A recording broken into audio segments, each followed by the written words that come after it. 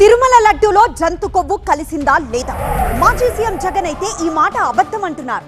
అయితే ముమ్మాటికి కల్తీ జరిగిందని, కొవ్వు కలిసిందని సీఎం చంద్రబాబు అంటున్నారు.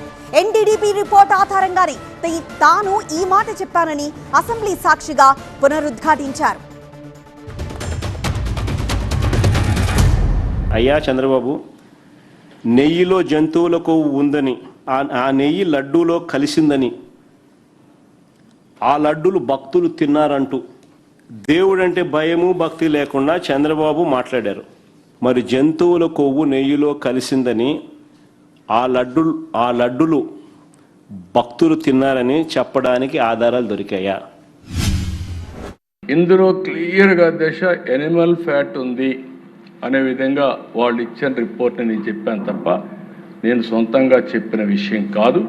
అది భగవంతుడు నా దగ్గర ఆ మాట, ఆ రిపోర్ట్ విషయాలు చెప్పించాడు తప్ప ఇంకోటి కాదు.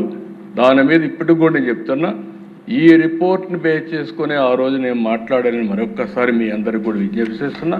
రాష్ట్రంలో ఉండే ప్రతి ఒక్క భక్తులకు కూడా ఈ విషయమే నేను విజ్ఞప్తి చేస్తున్నాను.